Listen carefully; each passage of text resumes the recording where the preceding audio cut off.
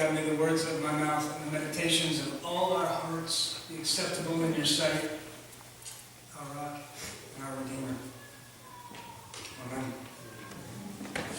In my life as a youth group kid, and then my some 12 years in full-time ministry, I've done some figuring, and I've done a total of just shy of 100 mission trips. 100.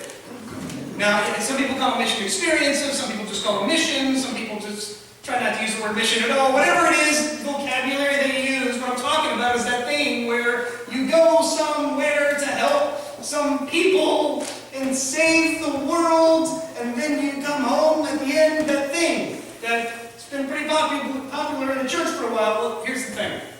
I've found in my some 100 experiences that there's something you might call an emotional arc of a mission trip, okay? Let's say you've got a week-long mission experience, and so on Monday, it is fun! Because we're going to save the world! We're going to build and heal and evangelize, and it's going to be so much fun! It's saving the world is fun! And on Friday,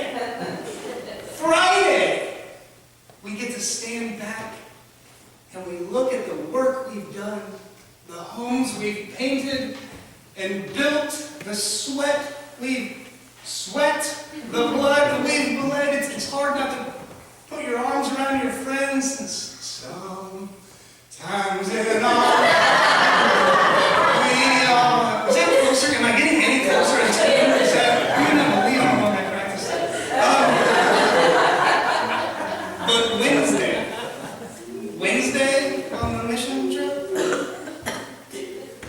Wednesday when the initial fun has sort of fiddled out, and you haven't had a good night's sleep in your tent for a few days now because your youth minister snores like a freight train. The food over the fire has lost its novelty. There's no way we're going to get this project done by Friday. Wednesday is the day that nobody wants to be on the mission trip. We're about halfway down the Lent, 18 days. I'm wondering if it's starting to feel like Wednesday to anyone else, because it is for me. One of the things that Debbie and I committed to during Lent was fasting on Mondays. Seemed like a good idea at the time. It's starting to feel like Wednesday. Matter of fact, I've learned some lessons. There's a gym, an exercise gym that I go to. It's called CrossFit. It's more of an exercise cult, to be quite honest. Crazy people go there and feel very serious about working out. And I've done something very interesting. Mondays, that day where I'm not eating, well, I have chosen to not alter my life at all, to change nothing about my rhythms, and still go to this workout cult at 5:30 p.m. on Mondays. Well, this week when I had to take a knee because I almost passed out and leave the class early, only to have to stop on the way home because I almost passed out while driving, it hit me. It's possible that my body, like most bodies, were not intended to go through extreme workout conditions with no fuel. I'm not a doctor, I don't know the ins and outs, but I think that's sort of the rule. I'm learning we need to have permission to take care of ourselves. I'm learning that part of Lent doesn't mean just throwing in these little new practices, disciplines, whatever. It has an overhauling effect on our entire lives. And if it doesn't, we're probably doing it wrong, just like I have been. So I took a Sabbath this week for the first time in a very, very long time.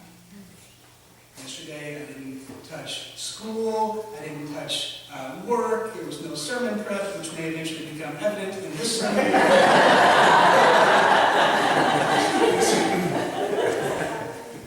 Because it feels like Wednesday. And this is the point when none of this stuff makes sense, and all we do is trust the saints who came before us and have been doing this for a long time and say there's something about the process. Don't quit. And that's where I am. So before we even get into today's passage that Marion just read, let's look at the first 20 verses of chapter 14, because I think we should notice something about Jesus, because Jesus himself happened to be at that point of merely hanging on in the first half of 14.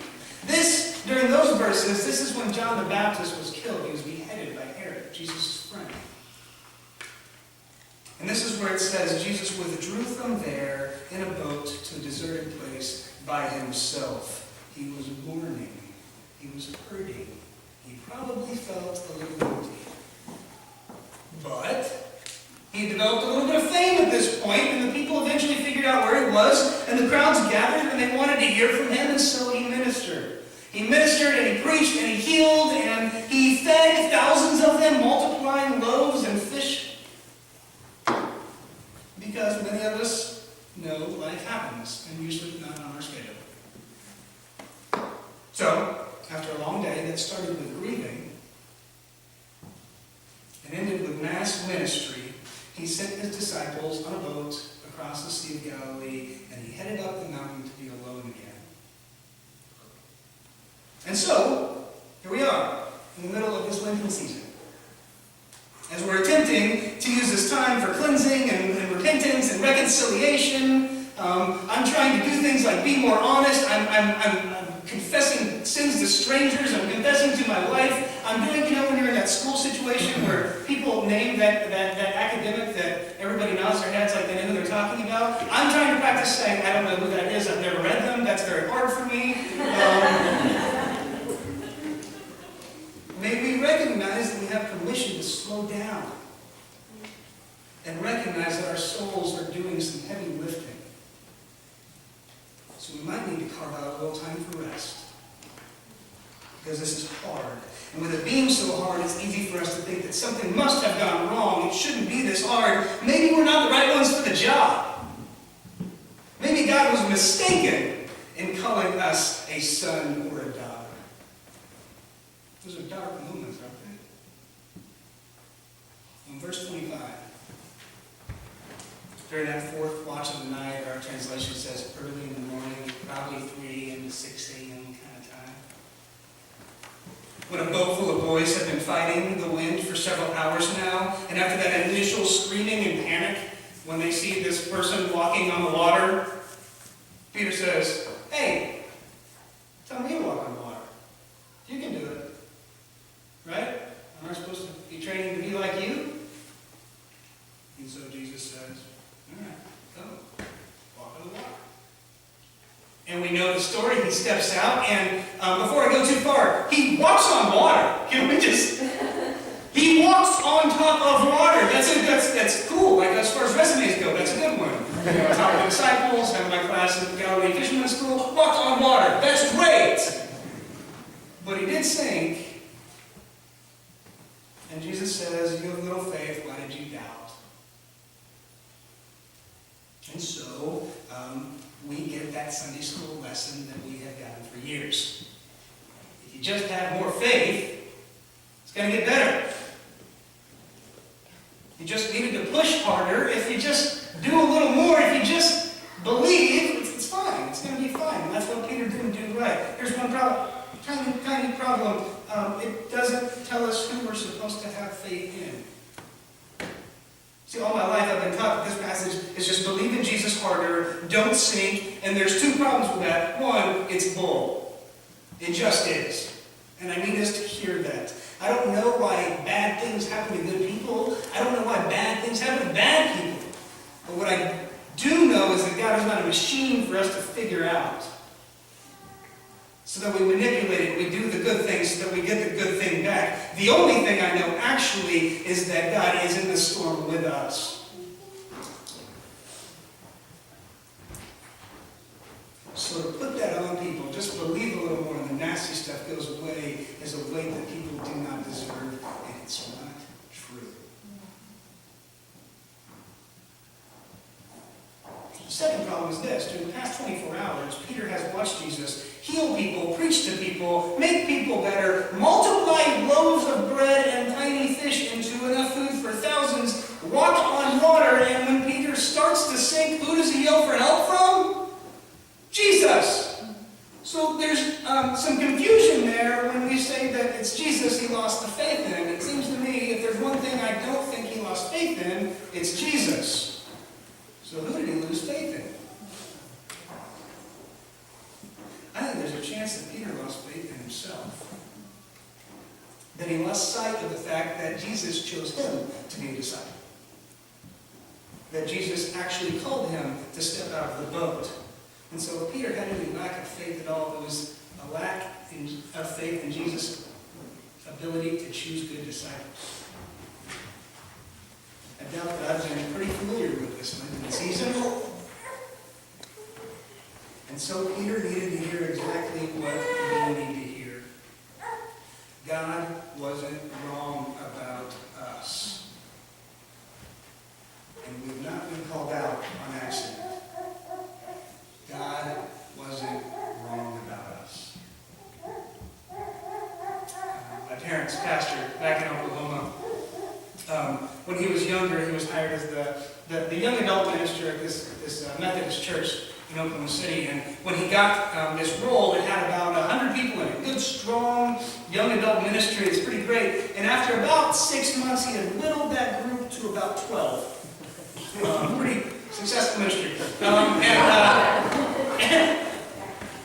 And he's sitting around that weekly meeting with all the staffers, and the staffers finally brought up, "We're ready for Craig to go. Craig has pretty much ruined our young adult ministry." Everybody sort of airs their grievances about Craig and how he's doing it wrong and ruining things and all those things you don't really like to hear about yourself and your work.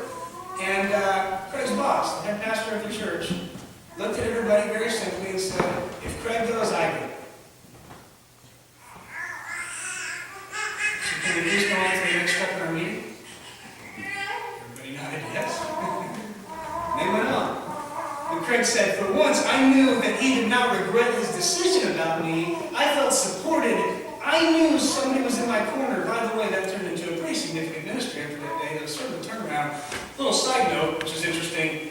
Craig's not a pastor of about a 40,000 person church, but that's neither here nor there. He points his entire ministry to that moment when somebody said, "I did not make a mistake when I chose you." Craig needed to hear what Peter needed to hear, what we need to hear,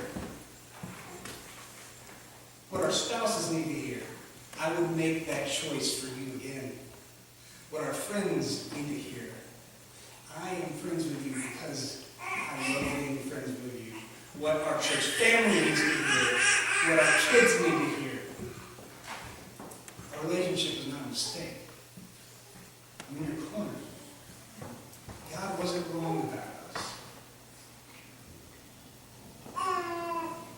We cannot say I believe in God, but I just don't believe in God's choices about me.